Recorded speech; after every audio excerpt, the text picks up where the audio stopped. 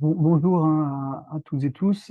Donc aujourd'hui, dans le cadre du webinaire organisé par plusieurs centres de recherche, on va vous présenter Ekaterina Pierson-Lichina, Tatiana Choukan et moi-même, on va vous présenter les premières conclusions qu'ils ont du projet Bielexil, qui est un projet je vais donner quelques détails, qui s'est déroulé de septembre 2022 à août 2023.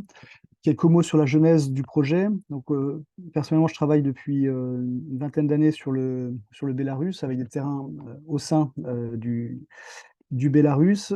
Après les élections de 2020, il y a eu une contestation à grande échelle et une répression à grande échelle, ce qui rendait le terrain inaccessible.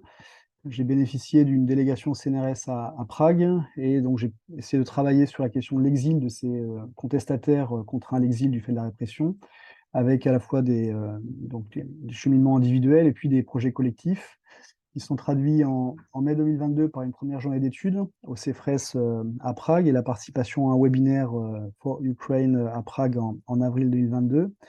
Et puis en mai 2022, Michel Bossan, un collègue qui était au CEFRES du CNRS, aussi d'ICM, et moi avons répondu à l'appel flash Ukraine, et le projet Bielexil a été accepté. Euh, donc ce projet collectif, je vais revenir dessus, et ça a aussi donné lieu à deux autres projets collectifs. L'un qui est des journées d'études au CEFRES à Prague qui sont tenues en 24 et 25 mai, et puis un projet ANR Exil Est sur l'exil bélarusse, russe et ukrainien après l'invasion de l'Ukraine, qui a été retenu par l'ANR, et donc qui démarre, il y a une erreur, pas en 2023, qui démarre au 1er janvier 2024 prochain, 2024-2026. Donc le Bielexil, hein, c'est l'acronyme du projet Les exilés biélorusses en Europe centrale et orientale, circulation, expérience et forme de politisation après le déclenchement de la guerre en Ukraine. L'équipe est composée donc de Michel Bossan, qui a participé à la coordination, et moi-même, moi j'ai fait aussi du terrain. Et puis une équipe composée de Yekaterina Pierson-Lichina et Tatiana Choukan, qui sont présentes, qui ont fait aussi du terrain, et Pascal Laborier, qui a travaillé notamment à l'articulation entre notre projet de recueil de données et Géorécit, que je présenterai à la fin voilà, de la petite présentation actuelle. Donc la présentation, hein, se divise en trois parties. Yekaterina Pierson-Lichina va d'abord aborder la question des formes poétiques de l'exil, Tatiana Choukan, les expériences individuelles de l'exil, et puis ensuite je présenterai ma propre contribution au projet, avec aussi, comme Tatiana, les expériences individuelles de l'exil, et une contribution à Géorécit, donc le projet de cartographie narrative, où j'essaierai de vous présenter rapidement l'exemple du parcours d'un exilé bélarus. Voilà, donc j'arrête le partage et je laisse la parole à Yekaterina. Et bonjour à tous et à toutes. Donc, moi, dans le cadre de ce projet Biel Exil, je me suis surtout intéressée aux acteurs, aux exilés politiques. Donc, j'ai mené une trentaine d'entretiens avec les acteurs bélarusses qui se positionnent comme politiques. Donc, il y a premièrement le bureau de Svetlana Tikhanovskaya. Donc, c'est une candidate qui a affronté Alexandre Loukachenko lors des élections présidentielles de 2020. Et donc, ce bureau est créé à Vilnius en septembre 2020 avec l'assistance du gouvernement lituanien. Donc, à la conduite d'une politique étrangère très active, ce groupe arrive à affirmer sa centralité aux yeux des gouvernements occidentaux au détriment d'autres groupes et groupuscules politiques en exil. Donc, la reconnaissance de Tikhanovska comme représentante légitime du peuple par le Parlement européen ou comme la gagnante des élections par le Parlement lituanien favorise la conduite de cette politique étrangère active. Et donc, on pourrait dire que Tikhanovska devient la personnalité bélarusse la plus connue dans l'Occident après son exil, mais pas avant son exil. Donc, en termes de personnel qui compose ce bureau de Tikhanovskaya, il comporte pour la plupart des personnes nouvelle en comparaison avec le quartier électoral de Tikhanovskaya, qui était dominé par les supporters de Viktor Babarika. Donc, qui ont fourni les ressources logistiques et financières. Et donc, il s'agit d'une structure qui apparaît en exil avec le personnel tout à fait, pour la plupart, personnel nouveau. Donc, au vu de l'impossibilité d'influencer les activités de résistance dans le pays à cause d'une très, très forte répression dans le pays, le bureau de Tikhanovskaya se focalise, surtout à partir de 2021, sur la politique étrangère. Donc, ils font du lobby en faveur des sanctions. Donc, ils essayent de se légitimer eux-mêmes et de délégitimer le régime de Lukashenko. Donc, ces deux processus sont menés en parallèle. Et donc, lors de mes entretiens, l'été 2021 a été décrite comme charnière, donc comme un moment où la contestation est étouffée dans le pays. Une autre structure qui est établie en automne de 2020 est l'administration nationale anti-crise, donc en bélarusien, ça s'appelle NAO, et c'est une structure qui est menée par l'ex-ministre de Culture, ex-ambassadeur Pavel Latushka. Donc c'est une structure qui prépare l'après Loukachenko, fait également le lobby des sanctions et tente de provoquer, hélas pour le moment en vain, une scission parmi les élites. Donc, au sein de cette structure, on pourrait dire qu'il y a beaucoup d'anciens fonctionnaires du régime de Loukachenko. Donc, ces deux structures, donc NAO et le bureau Tikhanovska,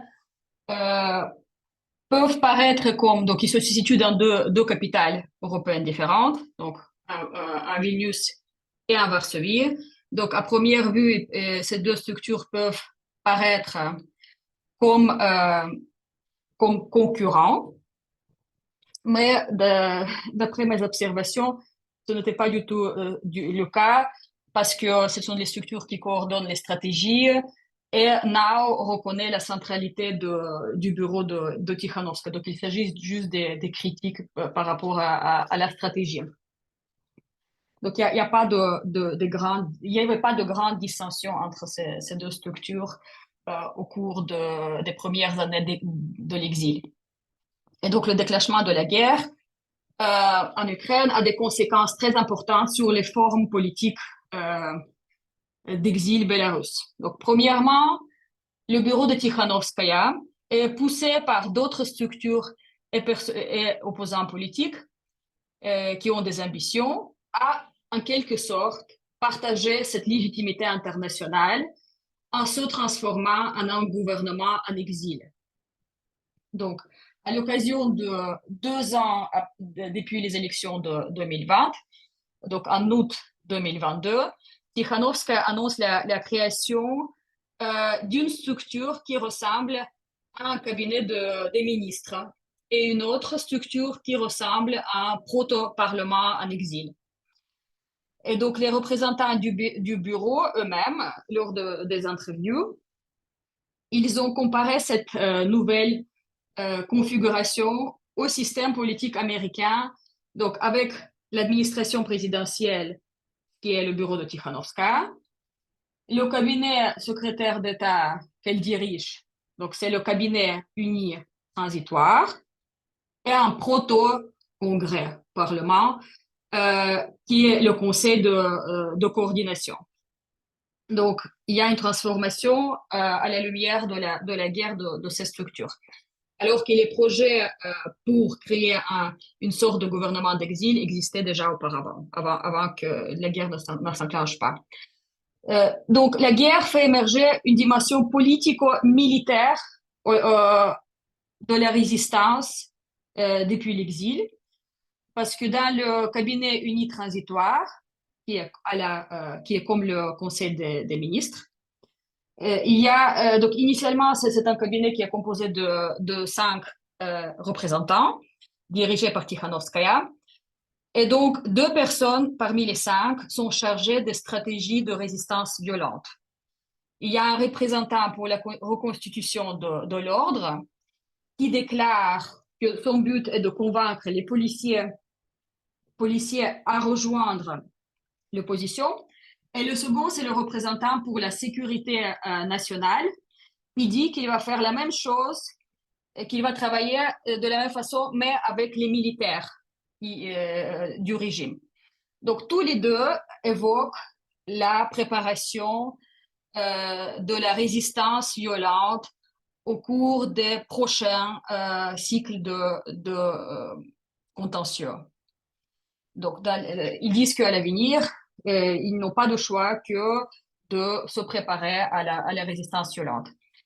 Alors que précédemment, le bureau de Tikhanovskaya prônait uniquement les stratégies pacifiques de résistance. Et donc, il y a eu déjà auparavant quelques initiatives qui, par exemple, Baipol, qui rassemble les anciens policiers en exil, ou une initiative qui s'appelle Suprativ, résistance. Eux, ils revendiquaient, donc les 2 initiatives, ils ont revendiqué la création des réseaux clandestins, des partisans au Bélarus. Et, voilà. Et donc, il y a déjà eu ces projets-là de résistance violente, mais ce sont des projets qui sont portés par d'autres structures et pas par le bureau de Tikhanovskaya. Baipol avait déjà des liens avec le bureau et Suprativ affirmait à l'époque son autonomie vis-à-vis du bureau. Et donc, le troisième pilier, c'est le proto-parlement en exil, qui est établi en janvier 2023 et il est formé sur base du conseil de coordination. Donc, je vais vous expliquer brièvement ce que c'est le conseil de coordination. Donc, au départ, c'est une structure qui apparaît à Minsk en août 2020, quand Tikhanovskaya est déjà en exil à Vilnius. Donc, à partir de l'exil, depuis l'exil, Tikhanovskaya, elle approuve la création de cette structure. Et donc, c'est une structure qui est initiée pour la plupart par les supporters de Viktor Babarika. Et donc, à l'époque, il y a encore eu l'espoir que le régime de Loukachenko réagisse aux demandes des manifestants. Et donc, la stratégie de cette structure était d'inviter le régime aux négociations. Donc, le conseil de coordination, il y avait 2 parties. Donc, il y avait le présidium et il y avait le corpus plus général de cette structure. Mais très, très vite, le présidium, constitué de quelques personnalités très connues au sein de la société bélarusse, tombe victime à la répression et son fonctionnement est paralysé. Donc, et donc, il y a plusieurs personnalités qui se retrouvent en exil. Mais pendant quelques années, ce conseil n'est pas très actif. Ou en tout cas, les activités ne sont pas très visibles, disons. Et donc, pourquoi l'opposition garde ce nom de conseil de coordination? Il y a plusieurs raisons pour ça. Une des raisons, c'est parce que le conseil de coordination est mentionné dans les documents officiels des gouvernements étrangers, comme, comme dans ce document du Parlement européen, mais aussi du Congrès américain. Et donc, il est mentionné ensemble avec Tikhanovskaya comme le représentant légitime du peuple. Donc, seconde raison pour cela, c'est parce que la création de cette structure permet d'inclure des forces qui ne sont pas contents, en fait, par la stratégie du bureau de Tikhanovskaya. Et donc, ce Parlement en exil permet de les engager pour qu'ils expriment leur opinion, etc. Mais c'est une structure qui se positionne comme autonome vis-à-vis du bureau de Tikhanovskaya. Et donc, ce Parlement en exil travaille en ligne parce que parce que les délégués dans ce Parlement se trouvent dans plusieurs pays, mais pour la plupart en Lituanie et en Pologne. Et donc, pour le moment, il est constitué sur base délégative par les organisations, pour la plupart de la société civile en exil. Et pour le moment, il n'y a pas de dimension idéologique. Il y a 9 fractions au sein de ce Parlement et pour le moment, il n'y a pas de cette dimension idéologique. Donc, c'est plutôt une représentation de la société civile que le vrai organe politique. Donc, une autre conséquence de la guerre est l'apparition du régiment Kastus-Kalinowski des combattants bénévoles belarusses en Ukraine. Donc, pourquoi j'en parle? Parce que c'est une structure qui, en octobre 2022, déclare également les ambitions politiques lors d'une rencontre avec certains députés de la Rada ukrainienne. Et donc, le régiment Kalinowski devient un point d'attraction pour les exilés belarusses qui qui critiquent Tikhanovskaya ou qui soulignent leur autonomie vis-à-vis de Tikhanovskaya, par exemple, les Cyber Partisans. C'est une initiative des exilés qui se retrouve dans plusieurs pays, même aux États-Unis, et qui piratent les sites officiels d'État bélarusses et qui permet aussi à ce mouvement d'exilés de vérifier les parcours donc des membres de ce mouvement s'ils ne travaillent pas pour Loukachenko, etc. Et donc, ce régiment, jusque-là, n'a pas démontré d'ambition d'influencer la politique ukrainienne. Donc, être acteur politique au sein de la scène politique ukrainienne. Et donc, si on prend, par exemple, si on comprend l'espace politique d'exil bélarusse comme exopolitie, c'est un terme qui a été proposé par Stéphane Dufoy, pour souligner que les groupes en exil y mènent les actions et font des déclarations dans un positionnement incessant les uns par rapport aux autres et avec le référence au Bélarus. Donc, si on prend cette définition, effectivement, le régiment Kalinowski essaie de jouer le rôle au sein de cette exopolitie bélarusse. Par exemple, si Tikhanovskaya fait une déclaration à l'occasion d'une émeute échouée de Prigogine en Russie, donc sa déclaration vidéo est directement suivie par une vidéo du même genre qui est fait par le commandement du régiment Kalinowski. Et donc, la guerre donc en Ukraine a également occasionné des changements de la stratégie au sein des structures liées à Tikhanovskaya. Donc, l'idée principale est de miser en fait sur la victoire de l'Ukraine, qui, selon eux, va mener à l'affaiblissement donc du Kremlin et à l'impossibilité du Kremlin de fournir le soutien à Loukachenko. Et donc, c'est-à-dire que l'opposition dans cette guerre soutient très très clairement l'Ukraine. Donc, à cela, à mes yeux, est également liée l'émergence de la dimension géopolitique dans le discours de l'opposition bélarusse et les structures liées à Tikhanovskaya. Parce que donc, depuis la guerre, l'opposition en exil commence à prôner l'avenir européen du Bélarus, au détriment de l'opinion publique bélarusse qui reste partagée par rapport à cette question selon les sondages.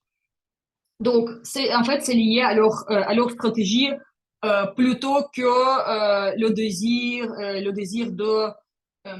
de s'adapter, je veux dire, à l'espace occidental dans lequel ils vivent.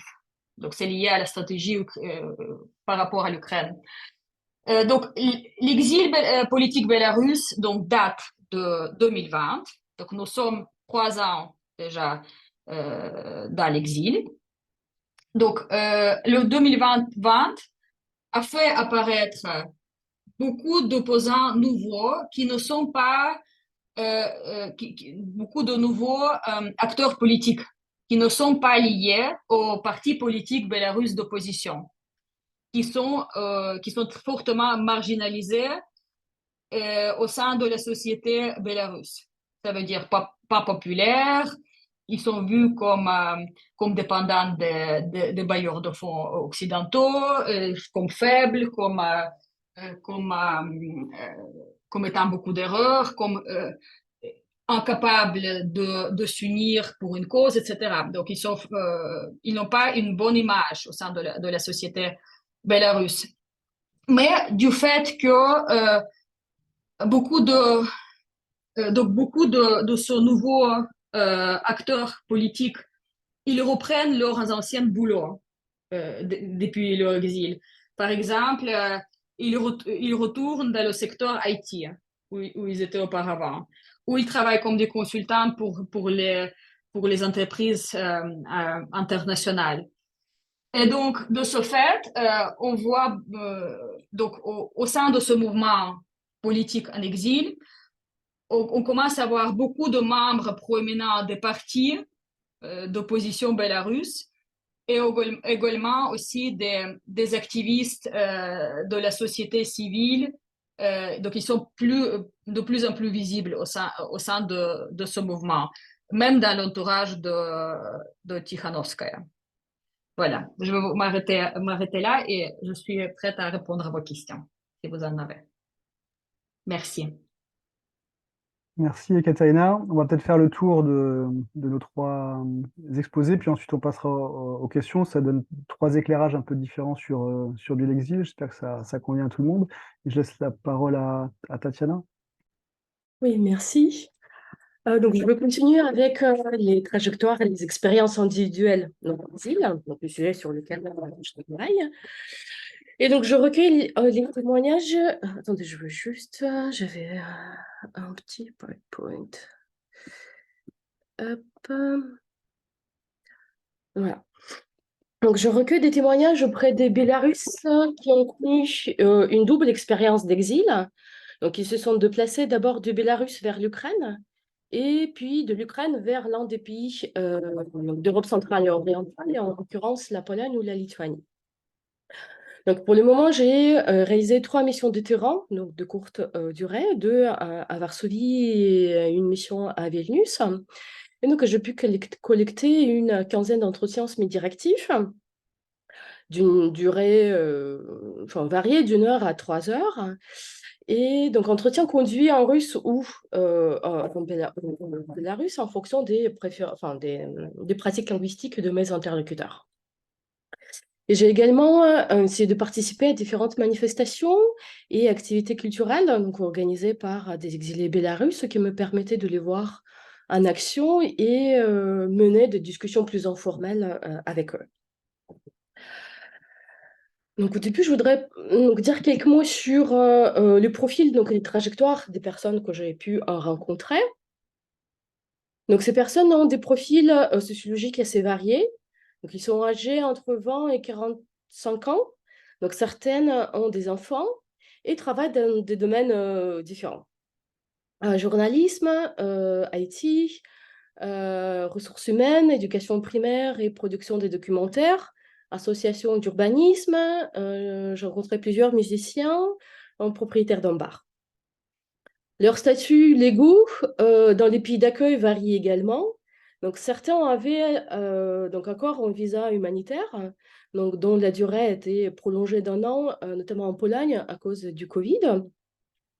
Et d'autres avaient déjà des titres de séjour temporaire ou bénéficiaient d'une protection internationale donc, accordée pour 3 ans. Toutes les personnes que j'ai rencontrées ont participé à des degrés variés aux protestations qui ont lieu donc, en Bélarus suite au scrutin présidentiel d'août 2020. Et pour une grande partie, il s'agissait de leur première expérience protestataire, donc voire première expérience d'action collective dans la rue. Alors que voilà, d'autres ont été investis déjà dans des activités protestataires et militantes avant l'août 2020. Et pour la plupart des personnes donc, que j'ai rencontrées, donc c'est l'expérience directe de la répression, donc les passages à tabac ou les condamnations à des peines de 15 jours de détention, ou encore une expérience en direct, c'est-à-dire arrestation des collègues, des proches ou des voisins, donc qui les a poussés à quitter le pays et trouver refuge en Ukraine. Le départ vers l'Ukraine donc est apparu pour donc l'ensemble des personnes que j'ai rencontrées comme l'exil le plus doux pour plusieurs raisons. Donc, d'abord, un départ plus facile sur le plan administratif, en raison de l'absence des contraintes donc liées à la possession d'un visa. Et en plus, en décembre 2020, l'Ukraine a allongé donc, la durée de séjour autorisé sans enregistrement pour les Bélarusses de 90 jours à 180 jours. De même, l'Ukraine a été attractive en raison de sa proximité culturelle et linguistique, donc à la différence de la Lituanie ou même de la Pologne. Donc, en fait, on estime qu'il y a 80% de ressemblance entre la langue ukrainienne et bélarusse. Et donc, tous les Bélarusses, même russophones dans le quotidien, voilà, donc, ont des connaissances, même passives, du bélarusse. L'Ukraine a également été considérée comme un safe place, donc, malgré la guerre du Donbass en cours. Et comme beaucoup d'autres Ukrainiens, les exilés bélarusses percevaient ce conflit comme très trop longtemps et ne représentant pas un danger direct. De même, la menace d'une reprise des hostilités et d'une guerre totale leur semblait donc à l'époque très abstraite, très hypothétique et peu convaincante, surtout par rapport à leur propre expérience de la répression en Bélarus. Et donc l'atmosphère d'anxiété constante et d'attente à ce que tu seras le prochain en gros à être reprimé, donc qui prévalait dans leur pays d'origine. Et enfin, la présence sur place, je veux dire en Ukraine, des collègues, notamment pour les journalistes, les militants de la société civile, ou encore les employés des compagnies IT, mais aussi présence d'amis, de connaissances, ou des membres de famille, même longtemps, a également joué en faveur donc, de cette destination. Et parmi les personnes que j'ai rencontrées, certaines, justement, sont arrivées en Ukraine après avoir transité par la Pologne ou la Géorgie. Donc, on peut dire que l'Ukraine était une destination choisie, même si le choix de quitter leur pays donc, a été fait sous contrainte. Donc, leur séjour en Ukraine était d'une durée relativement, plutôt limitée. Donc, pour certains, il s'agissait d'un mois, pour d'autres, un an, donc passé en Ukraine. De même, si certaines personnes décident de changer donc le pays d'accueil de leur propre initiative avant le 24 février, la plupart donc, de celles que j'ai rencontrées se voient de nouveau obligées de se déplacer, cette fois-ci à cause de la guerre. Et à quelques exceptions près, donc elles parviennent à quitter l'Ukraine par donc la frontière polonaise grâce au réseau d'entraide bélarusse formé en Ukraine depuis 2020 et notamment une des associations, Free Belarus Center, qui justement s'est occupée de l'évacuation des Bélarusses résidant en Ukraine. Je voudrais maintenant m'arrêter sur deux points qui ressortent des entretiens. Donc, le premier concerne le déni de l'exil lors de leur toute première expérience de déplacement. Et donc, je remarquais que le moment du départ a des effets sur la perception de l'exil. Et donc, les Bélarusses qui fuient la répression en 2020 ont une vision bien différente de leur exil par rapport aux personnes qui quittent le pays en 2021, voire au début de l'année 2022. Et il ressort des entretiens que les exilés de la première vague ne perçoivent leur séjour en Ukraine que comme une mesure temporaire. Donc leur départ relève pour eux de la nécessité de переждать, donc c'est-à-dire d'attendre dans un endroit sécurisé la possibilité de retourner au Bélarus. Et tous mes interlocuteurs soulignaient que, donc à ce moment, au moment de leur déplacement vers l'Ukraine, il avait beaucoup d'espoir et de fortes attentes de ce que le régime de Loukachenko tombe. Et donc, c'est ces attentes qui les faisaient vivre dans un certain déni de leur exil. Donc, il faut dire que cet état de la vie mise en attente donc, paralyse sur plusieurs plans et affecte sensiblement la reconstruction de la vie dans le pays d'accueil. Donc, cet état retarde d'abord la résolution des problèmes de la vie quotidienne, comme la légalisation du séjour en Ukraine ou encore la recherche de logement. Je voudrais vous donner la citation d'une donc personne que j'ai rencontrée, Olga, donc qui est militante anarchiste, qui, après avoir passé 3 jours en détention, donc une fois sortie, donc elle apprend que ses collègues sont arrêtés et poursuivis dans le cadre d'une affaire criminelle. Et donc elle décide de partir tout de suite à Kiev afin de ne pas être arrêtée à son tour et surtout ne pas exposer ses amis, enfin les exposer encore plus. Et donc, je les cite. Donc, au début, j'avais l'impression que j'allais retourner au Bélarus tout de suite, après encore un tout petit peu d'attente. Et pour cette raison, je ne voulais pas louer un appartement. Je restais chez des amis. Louer un appartement me semblait être un acte d'engagement, une implication dans quelque chose de plus long. Et je ne voulais même pas récupérer mes affaires de Minsk. Je me disais que j'allais porter ce que j'avais sur moi et que j'allais attendre le retour. Et j'ai vécu dans cet état d'esprit 4 ou 5, voire 6 mois avant de m'installer toute seule dans un appartement. Et à un moment, je finis par accepter cette situation, faire le deuil, et j'ai admis que j'allais rester en Ukraine pour un certain temps. Donc voilà, donc cette mise en attente du cours de la vie isole également et entrave la construction des liens sociaux au sein de la société d'accueil, ainsi que l'appropriation de nouveaux lieux d'habitation. Donc, plusieurs personnes que j'ai rencontrées ne sortaient pas, par exemple, de leur quartier pendant un certain temps et finalement ont découvert Kiev, où ils sont installés voilà, beaucoup plus tard, enfin, voire quelques mois après leur arrivée. Ce déni de l'exil enferme également dans une bulle bélarusse à l'intérieur de laquelle le quotidien ne tourne qu'autour des événements donc, se déroulant au Bélarus, que les exilés suivent sur Telegram pendant des heures. Leur relation sociale se limite principalement au cercle bélarusse. Donc, il s'agit des connaissances de longue date, arrivées un peu plus tôt donc en Ukraine, ou des Bélarusses déjà rencontrés en Ukraine et donc qui vivaient dans la même situation. Et s'entourer des Bélarusses donc, pouvait apporter un certain confort, donc un soutien moral et matériel, mais en l'absence d'autres contacts, donc cet enfermement faisait replonger dans la douleur du départ. Donc il empêchait de laisser derrière ou à distance ce qui se passait donc au Bélarus et empêchait de se projeter dans l'avenir même proche.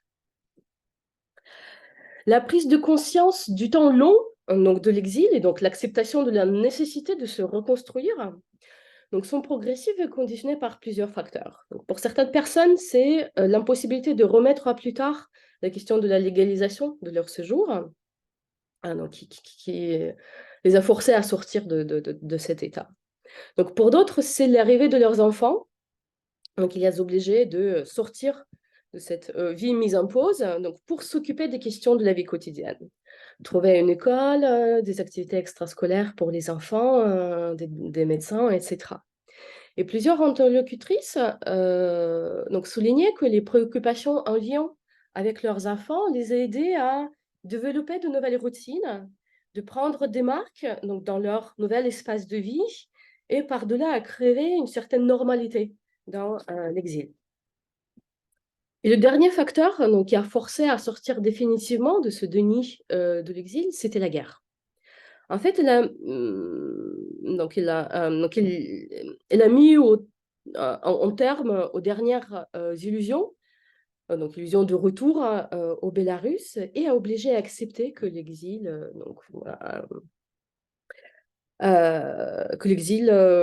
devait s'inscrire dans des temporalités beaucoup plus longues. La guerre a aussi poussé à organiser la vie dans le nouveau pays d'accueil, donc à s'y projeter et à commencer à s'y intégrer. Et donc Olga, que je venais de citer, s'inscrit par exemple donc au cours de polonais, alors qu'il n'en a pas besoin pour mener ses activités professionnelles. Elle fait aussi venir sa mère en Pologne et prend même un chien, donc ce qui pour elle constitue un acte d'engagement vis-à-vis de ce pays, de son nouveau pays d'accueil. Et donc voilà, un acte qui lui permet de percevoir la Pologne comme un pays où il va rester pendant un temps assez long.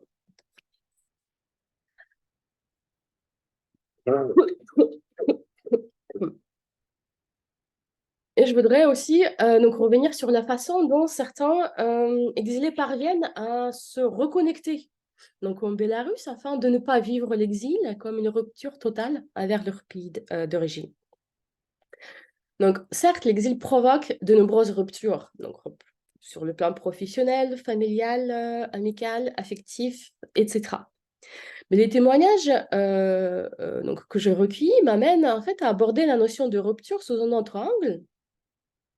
Et j'essaie notamment de montrer comment certains exilés reconstruisent leur vie dans le pays d'accueil, de sorte à être en connexion parfaite avec le Bélarus et à créer de nouvelles attaches donc, au Bélarus, ce qui leur donne l'impression de continuer de vivre au Bélarus et pour le Bélarus. Et donc cette reconnexion au Bélarus se fait au quotidien et dans des pratiques ordinaires. Donc d'abord au niveau professionnel, en fait parmi les personnes que j'ai rencontrées, un petit nombre d'entre elles ont réussi à garder leurs anciens emplois et à continuer leurs activités professionnelles à distance, enfin des activités professionnelles à mi-temps. Pour d'autres, notamment les journalistes, les représentants, enfin les employés des différentes ONG, donc c'est la relocalisation de leurs collègues, voire de leur organisation respective, qui a facilité cette continuité des activités professionnelles en lien avec le Bélarus. Et enfin, certaines personnes donc développaient dans leur pays d'accueil donc des différents types de projets, mais toujours en lien avec le Bélarus, comme Nadia, donc, qui a mis en place un projet éducatif pour les enfants bélarusses exilés à Vilnius. Donc l'espace informationnel dans lequel mes interlocuteurs évoluent est aussi étroitement lié au Bélarus. Donc pour la plupart, en fait, les chaînes Telegram et les médias indépendants bélarusses, dont les rédactions se trouvent d'ailleurs elles aussi en exil, donc constituent leur source principale d'information. Et il faut ajouter que certains médias s'adaptent également à l'exil d'une partie de leur public, en commençant à couvrir donc, les activités des diasporas bélarusses à l'étranger, mais aussi la vie quotidienne des exilés dans les différents pays d'accueil. Et par exemple, donc il y a une ressource, CityDog, qui donc avant publiait des articles du type Où sortir ce week-end à Minsk. Voilà, donc qui offre aujourd'hui des publications de type Où sortir à Varsovie, à Vilnius et dans d'autres villes où habitent les Bélarusses. Donc cette reconnexion au Bélarus se perd aussi au niveau des sociabilités, dans le sens où les cercles de fréquentation donc de mes interlocuteurs sont principalement composés des Bélarusses.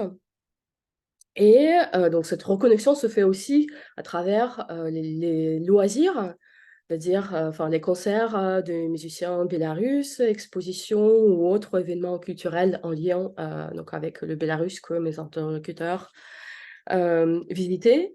De même, ils sortaient dans des bars tenus par des Bélarusses, voire relocalisés, donc comme le bar Karma, qui, après des années d'activité à Minsk, donc a été déplacé à Kiev en 2020 et puis rouvert ses portes à Varsovie en 2022.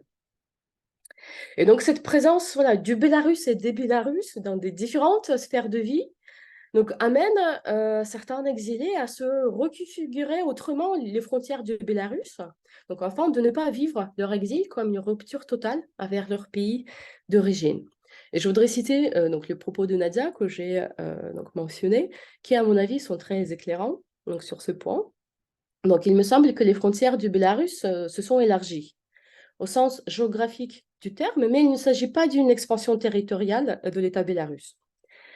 Nous amenons ici le Bélarus avec nous.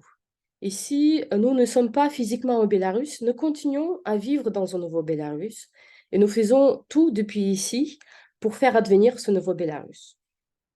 Et je vais prendre le dernier donc exemple pour appuyer voilà, donc, cette idée. Je remarquais que plusieurs de mes donc, interlocuteurs avaient sur leur téléphone, donc en mode écran verrouillé, une double horloge. Donc, à gauche s'affichait l'heure de leur pays d'accueil et à droite, l'heure bélarusse, alors que le décalage horaire n'était qu'une heure. Donc, et cette image du téléphone, voilà, est à mon sens très représentative de la vie en exil et donc de la façon dont certaines personnes donc, parviennent au quotidien en fait, à vivre au Bélarus, donc littéralement au temps Bélarus, mais tout en étant physiquement dans un autre pays, donc dans les pays d'accueil, et tout en reconstruisant leur vie dans ces pays d'accueil. Voilà, et je pense que je vais m'arrêter là voilà, et passer la parole à Ronan. Hop, tac, tac, tac. Arrêter le partage. Merci beaucoup, Tatiana. Alors, reprendre partage d'écran. Donc, j'ai eu un peu le même parcours que Tatiana. On a travaillé sur les expériences individuelles de l'exil. J'étais j'ai pas directement organisé de terrain auprès des organisations politiques en exil comme Ekaterina. Donc, nos types de terrains sont très complémentaires. Donc j'ai enquêté dès 2021 avant bien l'exil. J'ai commencé dès 2021 à enquêter donc auprès d'exilés en Lituanie, en Pologne et en République tchèque. J'ai fait une quarantaine d'entretiens entre 2021 et 2023. Donc en 2023, c'était une série d'entretiens où où je retrouvais des personnes que j'avais rencontrées l'année précédente. Donc des groupes sociaux assez variés. Mon premier projet, c'était pas centré sur seulement, c'est assez peu centré sur l'exil. Une grande partie des entretiens portait sur l'engagement dans la contestation de l'été et l'automne 2020, ou même 2021, sur l'expérience de la répression et sur le départ, le franchissement de la frontière et une partie seulement sur l'exil. C'est donc ce que j'ai fait en 2021-2022 et en 2023, j'ai essayé de consacrer quelques premiers entretiens uniquement à l'expérience de l'exil. Donc j'ai des matériaux qui restent encore assez fragmentaires. J'ai publié en avril dernier un ouvrage où j'essaie justement à partir d'une trentaine d'entretiens.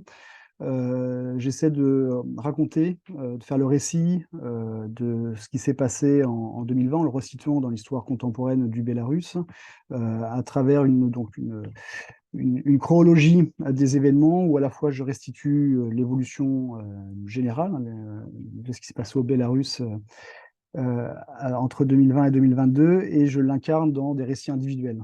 Donc la contestation, l'épreuve de la répression ou la menace de la répression, selon les uns et les autres, le sentiment d'asphyxie, et puis le franchissement de la frontière, et enfin l'exil. Donc, comme je le disais, l'exil occupe une place assez réduite. Donc, pour cette présentation, ce qui m'intéressait aussi pour parler du projet Bien Exil, c'était d'évoquer la collaboration ou l'inscription du projet dans Géorécit. Alors là, je vais essayer de faire un partage d'écran du site de Géorécit. Je vais voir si ça fonctionne.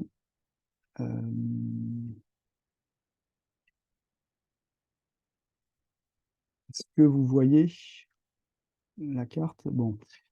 Donc, géorécit, donc voilà. Si ça ne marche pas techniquement, vous me dites. Normalement, je vais changer les images, hein. Donc, c'est un projet Pascal Laborier, qui était dans le projet Biais d'Exil, m'a initié à ça. J'ai collaboré avec Pascal Monnery-Le Cerf, qui était en Master 2 à Rennes, qui était en stage au CEFRES et à qui j'ai beaucoup dialogué, qui a aussi assuré une dimension technique en se formant au logiciel.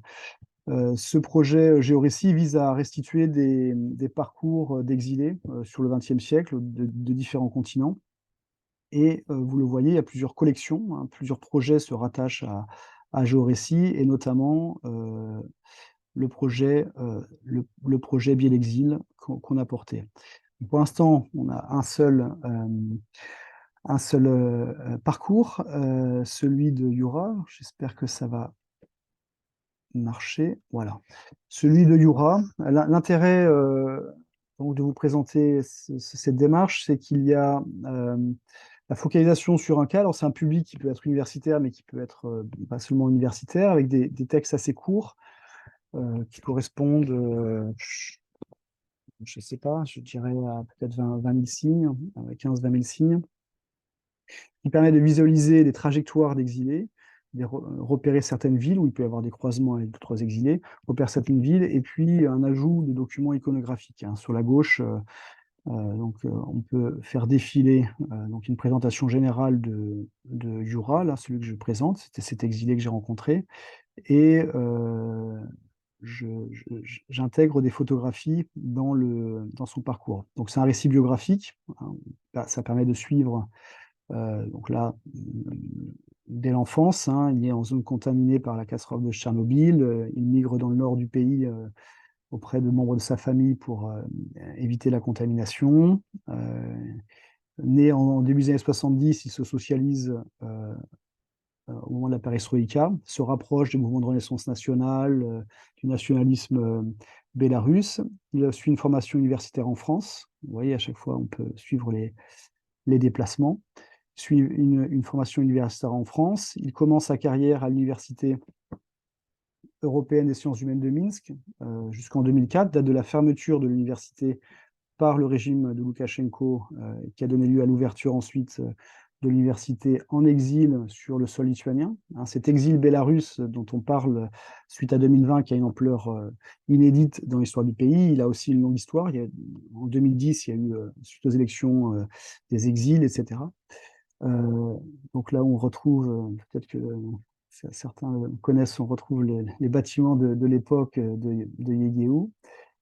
Entre 2004 et 2017, donc, ce Yura s'engage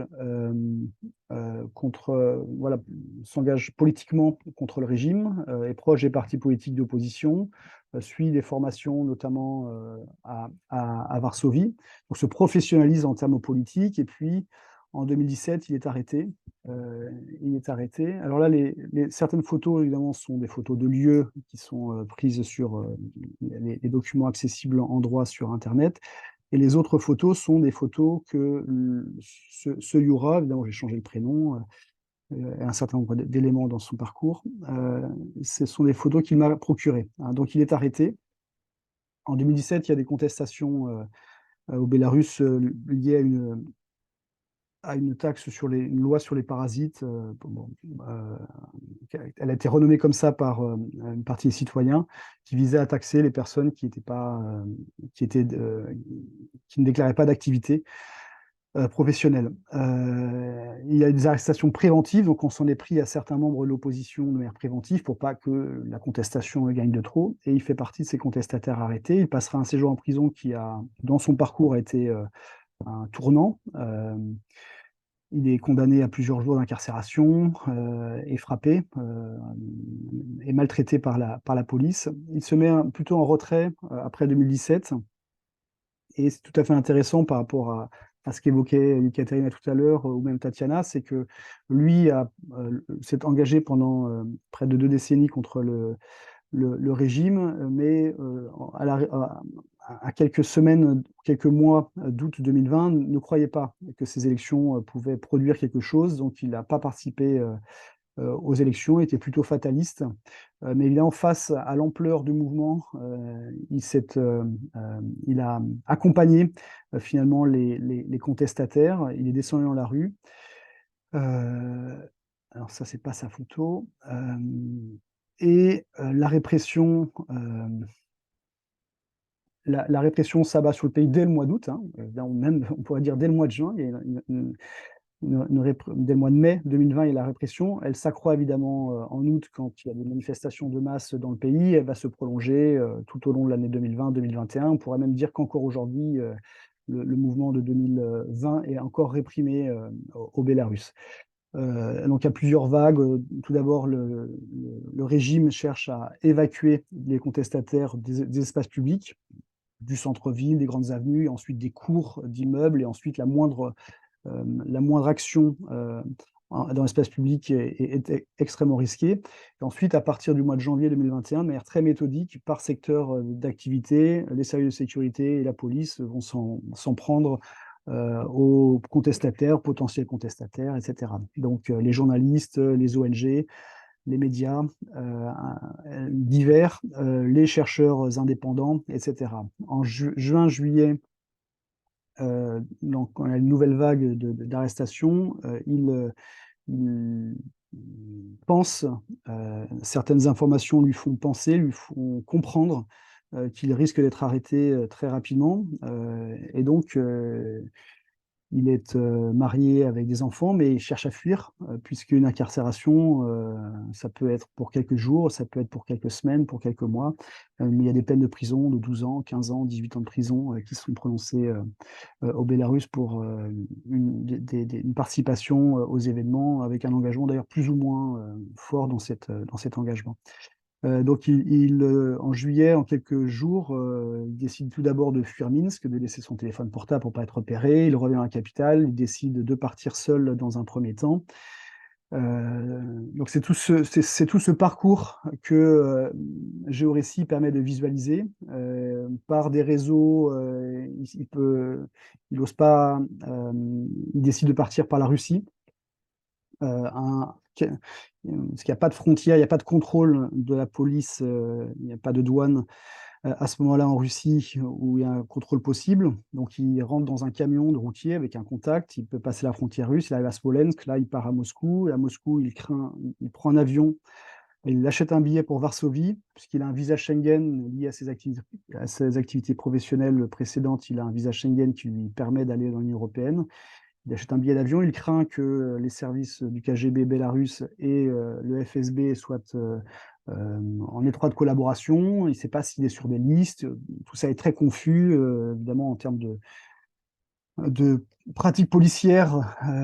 Il y a ce qu'on peut imaginer, ce qui est certain. Tout ça est très confus hein, quand on doit prendre des décisions. Et heureusement, il a réussi à prendre l'avion et à arriver à Varsovie. Une fois qu'il est à Varsovie, il n'a pas de logement, il part avec un sac et quelques affaires, des connaissances, des amis lui prêtent des logements, et puis il réfléchit en septembre 2021 à faire venir sa famille. Donc là, il est vraiment passé de l'autre côté de la frontière. C'est très intéressant ici, c'est une photographie que lui-même m'a envoyée, hein, donc d'une rivière qui sépare la Pologne du Bélarus. Il est côté polonais, il voit son pays en face et il comprend qu'il ne pourra pas y retourner avant des mois, des années peut-être. Et aujourd'hui, évidemment, l'espoir même d'un retour semble dissipé. Il cherche à faire venir sa famille. Là, il y a toutes les dimensions de visa, par où partir. Au départ, il cherche à avoir des visas humanitaires pour sa famille. Les Lituaniens en accordent, mais finalement, sa famille doit venir en Pologne parce que sa femme réussit à trouver un travail en Pologne. Donc, il faut un visa polonais, sauf que les Polonais ne délivrent pas de visa dans le pays même.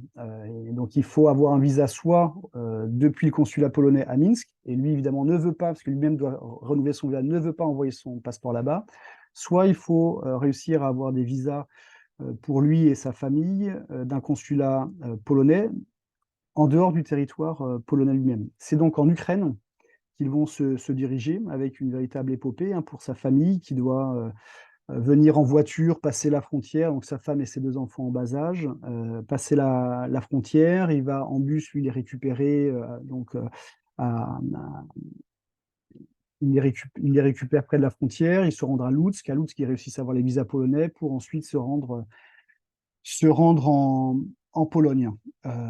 Ils s'installent en Pologne, évidemment, en laissant tout derrière eux, à part une petite voiture remplie de leurs affaires.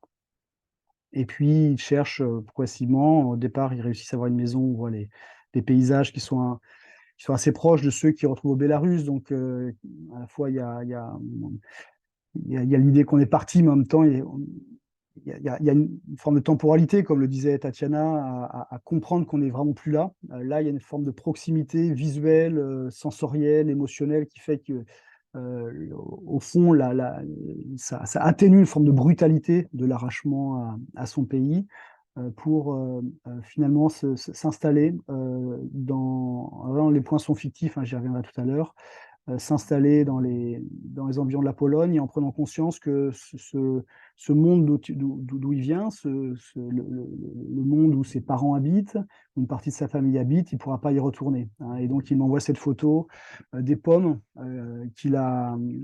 des pommes du pommier de son jardin dans la banlieue, dans la périphérie de Minsk, qu'il n'a pas pu récolter, hein, que des amis lui ont envoyé et qui sait qu'il ne pourra pas goûter. C'est finalement le choix du statut de réfugié politique pour lui et sa famille qu'il a décidé de mettre en œuvre, avec évidemment, en étant réfugié politique, une protection certaine, mais une stabilité en termes statutaires en étant en Pologne, mais une impossibilité de rentrer au pays, donc avec toute la douleur de savoir qu'il ne pourra pas probablement revoir ses parents et des amis, certains notamment sont en prison. Voilà avec cette dernière photo, hein, toutes ces photos, il les a envoyées lui-même. Voilà cette dimension sensible, je trouve, qui est tout à fait intéressante en termes de travail de chercheurs en sciences sociales, comment trouver des formes pour faire comprendre la dimension, une forme de démesure, de complexité, de comment on franchit une frontière, quelle est la temporalité adoptée, etc. Pour conclure, alors, j'étais pas sûr que ça allait marcher, donc j'avais fait des captures d'écran si jamais j'avais un souci technique. Donc je passe tout ça. Alors pour conclure, juste quelques mots. J'ai collaboré, on construit le projet, rédiger le texte à partir de l'entretien. J'ai collaboré avec ce Yura pour être certain que les informations divulguées, rendues publiques de cette manière-là, ils soient d'accord avec. Et puis, il y avait aussi des éléments de brouillage de pistes sur l'anonymisation qui pouvaient sembler importantes, et notamment sur les localisations. Et donc, c'est Pierre Monory, le CR avec qui j'ai travaillé, qui lui a vraiment introduit dans les logiciels heuristes toutes les données, qu'on a eu un dialogue avec des questionnements sur quel lieu on met, quelles localités, qui ne sont pas les localités réelles, mais qui ne transforment pas complètement la démarche, sur certains éléments identificatoires, et évidemment sur les photographies. Il y a quelques photographies qui viennent de ce qui est public sur Internet, mais même sur les manifestations, on a pris une photographie où aucun visage n'est reconnaissable, hein, puisque après 2021, il y a eu des arrestations au Bélarus suite à des identifications de visages sur des photos divulguées dans les médias. Donc une certaine prudence par rapport à ça, et donc des photographies aussi qui sont directement envoyées par l'exilé en question. Pour conclure, donc vous avez une présentation aujourd'hui de trois sensibilités complémentaires qui ont travaillé collectivement dans le cadre de Biélexil. Il va y avoir une prolongation de la réflexion sur l'exil bélarus, mais pas seulement, ukrainien, bélarus et russe, dans le programme Exilest, là, qui a été retenu par l'ANR, qui comprend une quinzaine de chercheurs, hein, les chercheurs qui sont ici indiqués, mais aussi quatre postdocs qui vont être recrutés, avec voilà, quatre sous-équipes. Et donc, l'objectif est de réfléchir au parcours des exilés, ukrainiens, bélarusses et russes, donc dans leur spécificité, mais également réfléchir aux formes d'interaction entre ces Bélarusses, Ukrainiens et Russes sur les lieux d'exil, avec 3 pays qui ont été retenus, la Lituanie, la Pologne et la Géorgie, hein. Donc cette étape, ce moment biélexil a été à la fois, a eu sa propre cohérence, mais se prolonge d'une certaine manière à travers une nouvelle dynamique autour d'Exil-Est. Voilà, on a été probablement un peu plus long que ce qu'on avait annoncé, mais ça vous laisse un petit peu de temps pour les questions. Merci à tous et à toutes.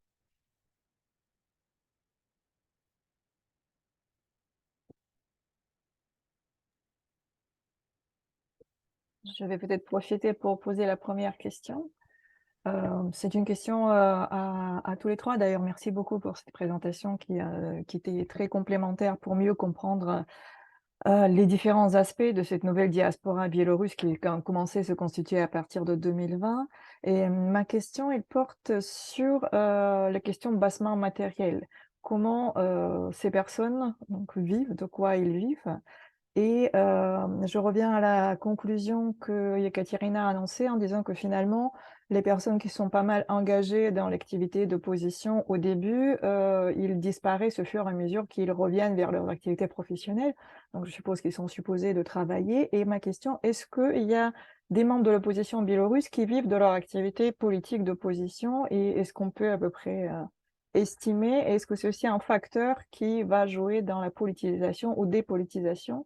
Donc, est-ce que d'après les expériences, les contacts que vous avez eus, je ne sais pas si la question est facile à aborder pour savoir de quoi elles vivent, donc en fonction de leur statut, mais cette question de matériel me semble assez importante pour mieux comprendre leur trajectoire et aussi prévoir les évolutions.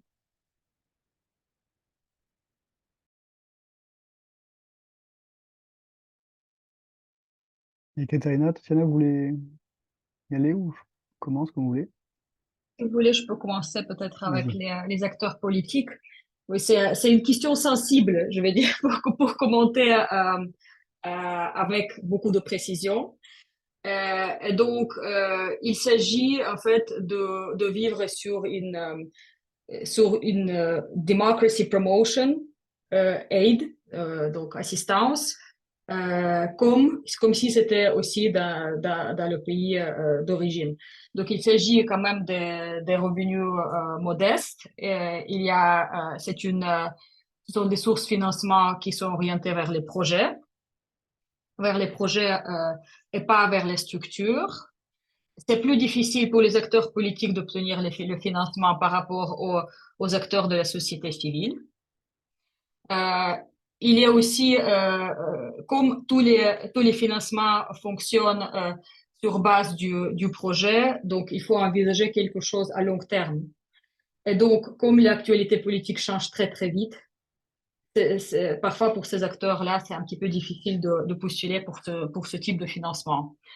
Mais on pourrait dire, de la conclusion partielle dont je dispose, c'est que le fait que c'est une opposition qui est reconnue au niveau occidental, pas uniquement par la Lituanie, mais par plusieurs d'autres pays, et donc ils ont des sources de financement modestes, mais très très variées, diversifiées.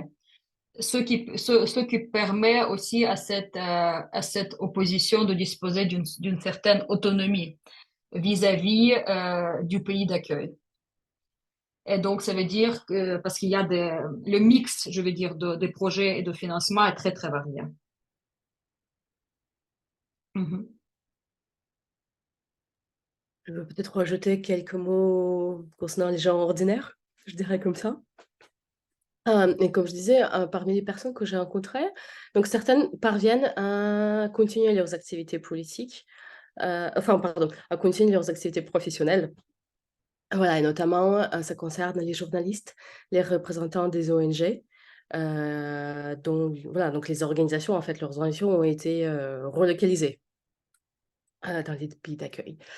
Et peut-être encore une chose que je note, c'est que pour les personnes qui ont du mal justement à trouver un emploi dans les pays d'accueil, ils peuvent le faire en se tournant vers les différentes initiatives de solidarité et d'aide aux exilés Et en fait, il s'agit à la fois de leur engagement, puisqu'ils viennent dans ce type d'initiative plutôt, voilà, ils les rejoignent plutôt euh, dans l'idée d'aider les autres, mais finalement, ils peuvent aussi, à l'intérieur de ces initiatives, trouver un emploi, et trouver une petite rémunération qui permette, voilà,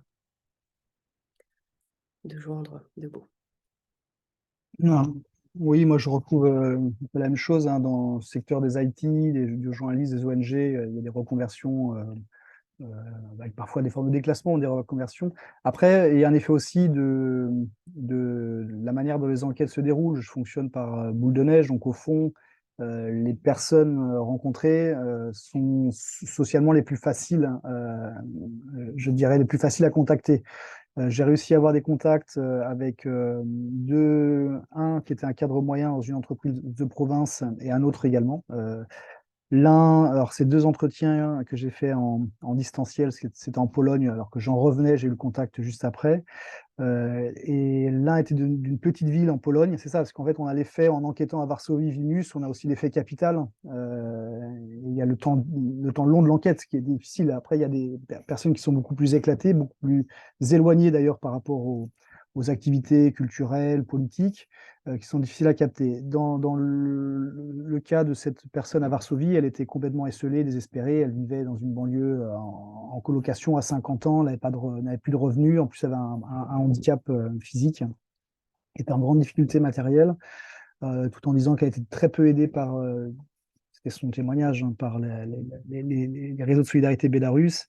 Une autre personne, deux autres personnes auxquelles je pense, des gens qui étaient entrepreneurs, petits entrepreneurs hein, à l'échelle du Bélarus, et qui, l'un, une cinquantaine d'années, se retrouvait à faire voilà, des chantiers divers en Lituanie, des chantiers durs, hein, ramassage de la neige, bâtiment, voilà, à travailler un peu, parfois en ayant deux travaux pour pouvoir aussi financer des voyages pour retrouver sa famille à l'extérieur du frontière du Bélarus, puisqu'il avait sa femme et sa fille au Bélarus, et une femme d'une soixantaine d'années qui avait quitté le Bélarus avec ses deux petits-enfants parce que sa propre fille et son gendre avaient été arrêtés, été mis en prison, donc elle ne voulait pas que ses petits-enfants soit placée auprès de l'assistance sociale. Elle a fui avec eux et là, elle avait vraiment très peu de revenus. Elle était soutenue par l'Ukraine, ensuite à Varsovie, soutenue par à la fois l'État polonais et par les réseaux de solidarité bélarusses et un peu parce que son mari resté au pays lui envoie. Donc je pense qu'il y a une variété des situations euh, qui est liée au type de compétences.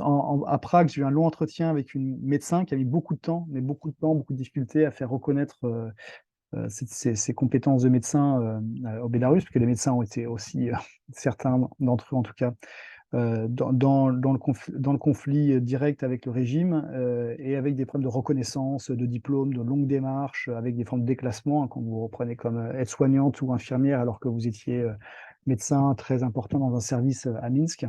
Donc il y a toute cette variété. Ce qui est très difficile, c'est que voilà, c'est des terrains éclatés et qu'avec l'approche qualitative et limitée avec ces terrains, c'est difficile d'avoir une image qui soit vraiment complète.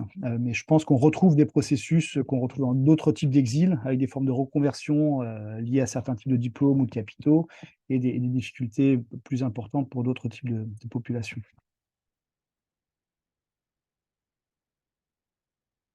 Je vais se prendre la parole, hein, parce que je vois qu'il y a Emilia, Agnieszka, Olivier. Je ne sais pas quel est l'ordre, je suis désolé, je n'ai pas noté. Si je peux. Oui. Merci beaucoup pour vos présentations, c'est vraiment très intéressant. J'ai deux petites questions, je ne sais pas si vous allez pouvoir répondre, mais c'est une réflexion que j'ai eue après ce qu'a dit Tatiana par rapport à l'élargissement de l'État, enfin de l'espace bélarus ou de pays, disons. Et je me demande si ce n'est pas lié à la proximité des exilés, c'est-à-dire par exemple Vilnius, c'était une ville où il y avait toujours une communauté des exilés bélarusses, les jeunes, notamment à cause de la présence de l'université humanitaire européenne. Et historiquement même, aujourd'hui, il y a un grand débat entre les historiens lituaniens et bélarusses que Vilnius était considéré comme une ville historiquement bélarusse, etc. Je me demande si le même si les faits ou le sentiment des exilés est similaire dans les endroits où c'est plus loin, par exemple à Prague, vous avez fait aussi des entretiens à Prague. Est-ce que c'est à cause de la proximité ou à cause de quelque chose que voilà, on peut élargir, on peut se sentir quand même un petit peu en Bélarus en étant un exil? Et deuxième petite question d'ordre méthodologique, je me demande si vous travaillez ou si vous avez des contacts avec des chercheurs, des sociologues sur place, les Lituaniens ou les Polonais. J'imagine qu'il y a enfin, des travaux qui sont faits voilà, par les sociologues qui travaillent aussi sur les exilés bélarusses, si vous travaillez ensemble. Merci. Peut-être si je peux juste me permettre, je vais rajouter ma question parce qu'elle est en lien avec ce que vient de demander Emilia, justement sur la situation à Vilnius, donc je peux. Ok, bon, j'enchaîne du coup. Bien sûr, bien sûr, bien sûr. D'accord. Du coup, Tatiana, c'était super intéressant les récits que tu rapportais. Et en lien aussi donc, avec cette question d'Emilia, je me demandais, euh, est-ce que tu as pu observer, alors soit tu disais que tu as participé à des activités culturelles, donc organisées par les exilés, mais j'imagine qu'il y a aussi des activités culturelles qui sont organisées par des Biélorusses qui ne sont pas des exilés. Et je me demandais si finalement tu avais pu observer des tensions entre les différentes, alors soit générations d'exilés, soit communautés de Bélarus qui se trouvent à Vilnius notamment.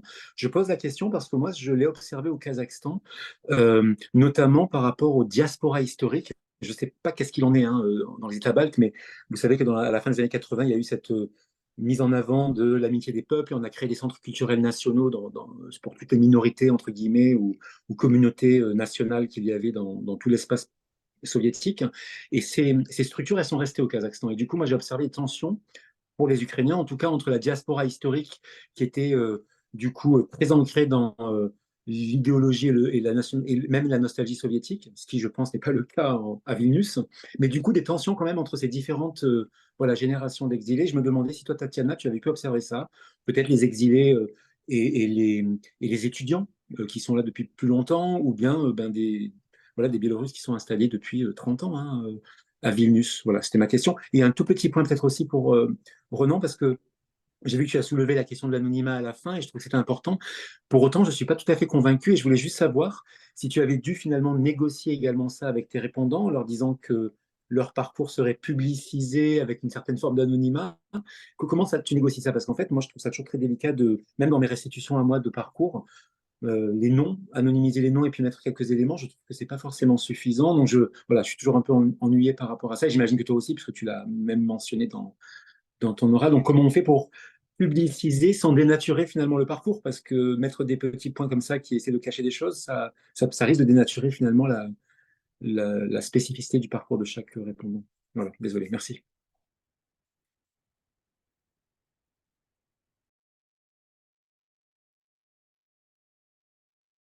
Daniel et Katharina, vous voulez Est-ce que...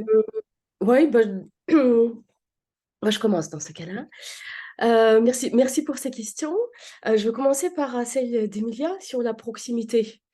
Et en fait, voilà, ce sentiment que j'essaie de décrire, voilà, qu'avaient mes interlocuteurs, d'élargissement des frontières du Bélarus, il était aussi présent à Vilnius qu'à Varsovie. Et pour moi, la proximité compte, bien sûr, mais ce n'est pas l'élément principal. Et moi, je dirais que c'est plutôt l'importance, l'ampleur de l'exil des Bélarus qui fait que, comment dire, quand il y a deux personnes voilà, qui partent, c'est pas la même chose quand il y a une centaine de personnes.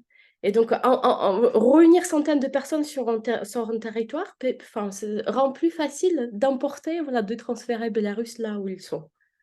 Voilà. Donc, moi, je dirais que c'est plus cela. C'est l'ampleur et l'importance de cet exil, puisque, comme je disais, voilà, il y a des bars qui sont relocalisés, les musiciens qui donnent des concerts. Donc, en fait, voilà, c'est différentes facettes de la vie. Voilà, que ce soit par dimension plus culturelle, dimension professionnelle, tout ce qui est lié au cercle de connaissances, de fréquentation. En fait, tous se joignent et comment dire, restent liés au Bélarus. Voilà. Et concernant les tensions, Euh, En fait, je dirais que justement après 2020, il y a un renouvellement très important des diasporas bélarusses, aussi bien en Pologne qu'en Lituanie. Enfin, pour ma part, je veux parler plutôt de Varsovie et Vilnius, puisque, voilà, enfin, je n'ai pas vu comment les choses, enfin, voilà, comment ça se passe ailleurs. Et moi, je dirais que, vu l'importance, encore une fois, enfin, d'acteurs qui sont présents, ils arrivent plus ou moins à se partager les tâches et à se partager les activités. Par exemple, les organisations diasporiques historiques vont plutôt s'occuper de quelque chose, enfin, voilà, de promotion, euh, enfin, comment dire, enfin, tout ce qui est lié un peu avec, enfin, je sais pas comment, enfin, voilà, de la langue bélarusse, de l'histoire, voilà, tout ce qui est lié en gros au nationalisme bélarusse dans la façon dont il a été défini par les acteurs de l'opposition traditionnelle. Alors que donc, comment dire, les structures qui se forment après 2020 et où il y a justement les personnes sans expérience militante préalable, voilà, enfin, en fait, les novices, disons, de l'action protestataire. Donc, eux, ils vont aussi développer des activités enfin, ludiques, culturelles, mais d'une autre façon. Donc, faire l'accent moins sur la biélorusité, mais enfin, sur autre chose. Voilà. Et comme ces acteurs sont enfin, voilà, sont nombreux, donc ils arrivent à se partager, même si, même s'il y a toujours des tensions entre les différents acteurs, puisque finalement, leur espace d'action est plutôt limité. Et je ne parle pas des ressources. Voilà. Je peux ajouter juste très rapidement par rapport à cet élargissement de l'espace parce que j'observe les activités de la diaspora bélarusse à Bruxelles. Donc, il s'agit de la diaspora des vagues plus anciennes. Il y a très, très peu des exilés qui sont venus en Belgique en 2020 et après 2020. Donc, il s'agit des immigrés d'autres vagues. Et donc, et moi, je dois aussi faire une remarque par rapport à mon positionnement en tant que chercheuse parce que je suis russe et pas bélarusse. Et donc, je suis en train de suivre les activités de cette diaspora. Et donc, le sentiment que j'ai par rapport à cet élargissement de l'espace, je pense que c'est maintenu aussi par les visites des chanteurs bélarusses qui sont en exil, par les journalistes bélarusses qui sont en exil, présentation des livres des exilés bélarusses. Donc, il y a des activités tellement souvent de la diaspora bélarusse à Bruxelles que je n'arrive pas à suivre toutes leurs activités. Et donc, puisque tout le monde est en exil, et les gens qu'ils connaissent qui sont en exil, donc ça permet de maintenir ce sentiment que le Bélarus est présent même à Bruxelles. Et ce qui favorise cela aussi, c'est que le gouvernement flamand a fourni les locaux près de la grande place de Bruxelles, donc les locaux de 2 étages, où la diaspora bélarusse peut se réunir dans les conditions confortables. Cela, je veux dire, les facteurs matériels aussi euh, favorisent, je veux dire, ce sentiment de l'espace, présence du Bélarus ici. Merci. Juste quelques petits éléments sur cette question des frontières ou la proximité. C'est vrai que certains m'ont dit qu'en Pologne, il y avait la proximité linguistique qui jouait, il y avait des exils précédents bélarusses qui faisaient qu'il y avait aussi déjà une présence bélarusse, donc un sentiment à la fois d'éloignement, mais pas d'étrangeté aussi fort peut-être qu'à Prague. Alors après, je fais toujours très attention aux effets de mon propre dispositif d'enquête, parce que c'est assez fragmentaire, c'est par effet boule de neige réseau, c'est pas forcément sur un lieu, un territoire, une communauté bien, dont les contours sont bien définis. Les personnes que j'ai rencontrées à Prague, évidemment, ceux qui sont les plus, je dirais, revendicatifs en termes culturels, linguistiques, de la langue bélarusse, etc., organisent des activités. Et au fond, on peut retrouver à Prague ce que Yekaterina a décrit à Bruxelles, et je pense qu'on peut même le retrouver en partie un petit peu en France, à moindre échelle. Mais il n'y a pas ce sentiment, voilà, il y a parfois un partage je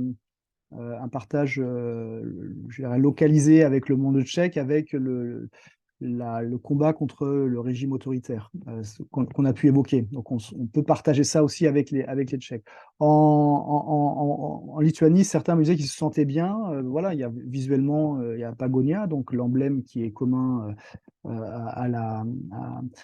aux Lituaniens et, aux opposants bélarusses, hein, qui ont repris la symbolique de 91. Donc, il y a voilà, cette forme de proximité. Et puis, quand on est à Vilnius, même dans le centre, il y a vraiment voilà, les bars, les lieux où on se rencontre. Donc, on n'est pas isolé. Alors après, il y a des lieux où il y a des Ukrainiens, d'autres où il y a des Russes. Parfois, ils se croisent, parfois, ils ne se croisent pas. Mais là, je pense qu'on est aussi quelque part sur les marges de l'Empire. On a quand même le sentiment, en étant à Vilnius, qu'on est sur toute une histoire qui n'est pas simplement l'histoire récente des 20 dernières années, qu'on a toute une histoire beaucoup plus longue qui se joue ici, avec des imaginaires qui sont ravivés. C'est à Vilnius qu'il y a eu les restes de Cassius Kalinowski, dont parlait Ekaterina à propos de l'Ukraine, qui ont été enterrés avec une cérémonie officielle à la fois des dignitaires polonais, lituaniens et des exilés bélarusses sur le sol lituanien. Donc certains me disent qu'ils vont montrer à leurs enfants qui était ce Kalinowski, qui s'est battu contre les Russes. Donc derrière Russes, il y a Soviétique, et donc il y a Loukachenko. Donc effectivement, je pense qu'il y a une réflexion à avoir sur cette question des frontières imaginaires, etc. Sur les collaborations avec des chercheurs polonais ou lituaniens, en partie, hein, elles sont toujours insuffisantes, c'est pas assez développé. Mais à Prague, au mois de mai dernier, on avait des collègues de l'université de Varsovie, Marta Jaroszewicz ou Magdala Helsinska. Il y avait aussi Ksenia Hummel, qui est une doctorante d'origine bélarusse qui fait sa thèse à Varsovie. Et à Vilnius, je travaille, j'essaie peut-être là de monter un webinaire sur les événements 2020 avec Vilja Navitskaitė, voilà, qui est à Vilnius et qui fait sa thèse sur la contestation 2020. Donc, et elle-même qui ensuite a accès dans le monde académique lituanien aux réseaux qui permettent d'entrer en dialogue. Et tout ça, évidemment, c'est un temps long, un terrain éclaté, des villes différentes et puis des contraintes temporelles dans nos propres activités académiques en France, qui fait qu'on ne peut pas difficilement y passer des mois entiers. Mais en tout cas, le souhait de collaboration est là. Et Olivier, sur la question de l'anonymisation, ben c'est les questions qu'on se pose, qu'on va encore se poser dans Exil Est. Comment changer. Tous les entretiens que j'ai faits ont été enregistrés, mais pour tous les entretiens, j'ai vraiment été très explicite sur le fait que je préparais un livre. D'emblée, dès mes premiers entretiens 2021, j'avais le projet d'écrire un livre, donc j'allais publier leurs témoignages, en modifiant les noms et éventuellement en n'indiquant pas ce que eux me diraient de ne pas indiquer dans l'entretien. Et parfois, dans les entretiens, assez rarement, parfois, on me dit là, faut pas le mettre ou faut couper l'enregistrement. Sinon, les personnes avaient envie de témoigner, ce qui est très différent de mes terrains précédents, quand j'enquêtais au Bélarus, où ils n'avaient pas forcément envie de me parler. Là, les gens avaient envie de parler, ils avaient envie de raconter leur histoire, ils avaient envie qu'on la raconte, ils avaient envie qu'on les oublie pas. Donc, c'était pas si difficile. Pour géorécit même, comme là, il y avait une dimension iconographique et visuelle. Là, j'ai eu un dialogue étroit avec la personne qui est mise en scène, voilà, en lui soumettant chaque étape pour qu'elle accepte. Et c'est à ces conditions, c'est une fois que la personne a validé, que le clic pour que ça soit accessible sur le site internet a été effectué. Donc là, il y a eu beaucoup de prudence. C'est aussi pour ça que pour l'instant, on n'a qu'un entretien. Probablement que, en tout cas moi, pour les autres enquêtés, voilà, je voulais avoir un premier première chose à leur montrer pour éventuellement voir si elles étaient d'accord, mais il y a toujours l'angoisse du retour, avec notamment les dernières dispositions du gouvernement pour empêcher les personnes de renouveler leur passeport dans les consulats à l'étranger. Donc l'angoisse du retour, l'angoisse des décès dans la famille, ou éventuellement on voudrait assister aux funérailles, c'est des choses qui sont présentes, et l'angoisse des représailles sur les personnes restées au pays si on prend trop de... Donc voilà, c'est des questions très, très, très sensibles, Olivier. Et une dernière question d'Anishka, je vois que le temps est passé, mais moi je veux bien Oui. continuer à rester pour répondre. Donc, merci à vous tous. Moi, j'ai une question à Yekaterina. En fait, merci d'avoir évoqué Paweł Latuszka, qui est un ancien fonctionnaire du régime, très bien engagé dans le mouvement d'opposition biélorusse. En fait, quand je fais mes recherches dans des organisations biélorusses en France, cette organisation font autant de références à Latushka qu'à Tsikhanouskaya, parce que Latushka, il était un ambassadeur en France à l'époque. Mais j'ai une question concernant et c'est une question très naïve, peut-être une tendance de se radicaliser au sein du gouvernement ou l'opposition biélorusse, parce que tu as évoqué déjà le départ des activistes et aussi tu as évoqué 2 membres du gouvernement qui font appel à la violence. D'où ma question, est-ce que tu vois les tendances plus radicales qui pourrait légitimer peut-être le gouvernement? Mais quand je dis, c'est une question tout à fait naïve d'une ignorante. Donc, Merci beaucoup de cette question. Donc, la littérature sur les exilés nous montre que en fait, c'est un processus assez naturel, je veux dire, de se radicaliser, de ressentir le désespoir, parce que quand il y a plusieurs années d'exil qui se passent et il y a rien je veux dire, rien ne bouge, rien se passe. Mais ici, je voulais juste être claire parce que ce noyau de l'opposition bélarusse, il n'y a pas d'appel à la violence. C'est la façon comment il présente donc ce scénario, ça s'appelle Silavoi Scenar. Donc ça veut dire le scénario de force, si on le traduit en français.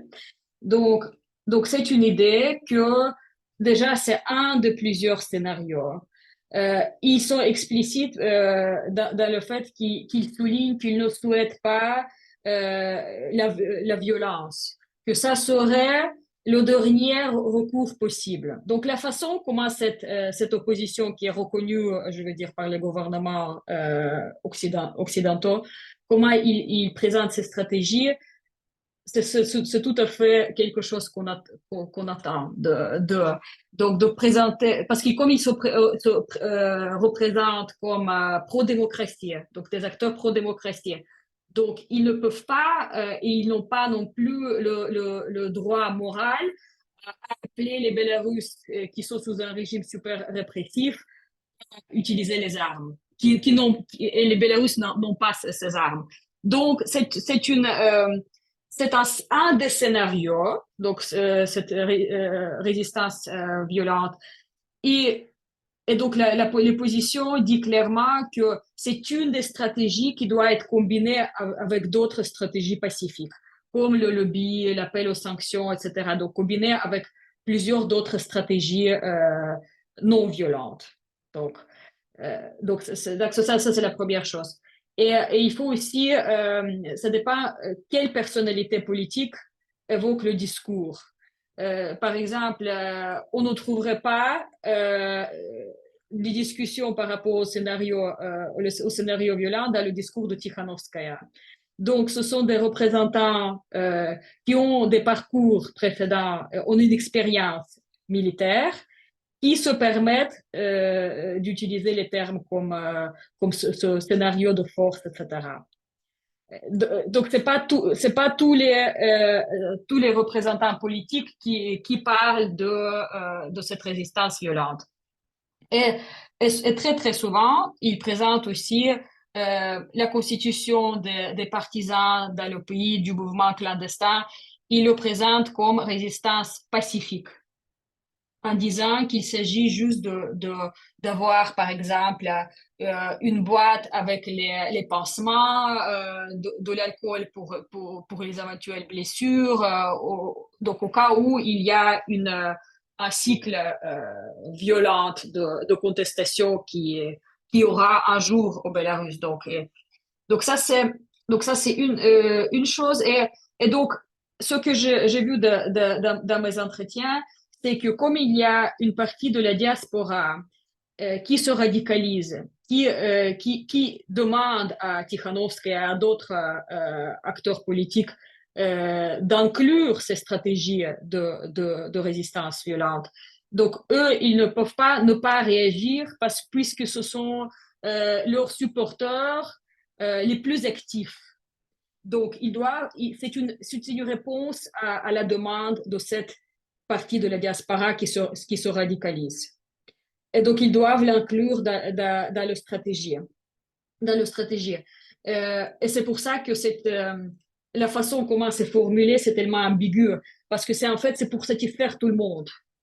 C'est pour satisfaire le gouvernement lituanien qui est en principe, je veux dire, contre le développement de la violence et de l'entraînement des protestants, je veux dire, des Bélarusses.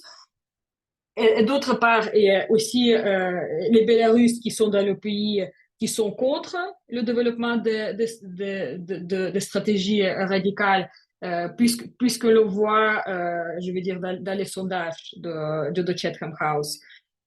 Et donc ici, c'est une tentative de répondre à plusieurs auditoires qui comptent pour cette opposition en exil.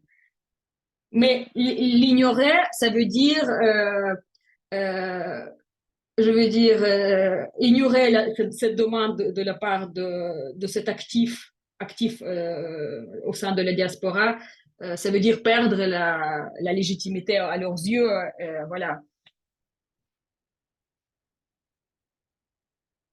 Je ne sais pas si c'était clair ou juste. Oui, merci. Je pense qu'on arrive à la fin. Je ne sais pas, Thomas, comment ça se boucle, notamment pour l'enregistrement. Alors, bonjour, excusez-moi. Bonjour, Thomas. Il suffit d'arrêter, et puis je peux même arrêter maintenant l'enregistrement. Voilà.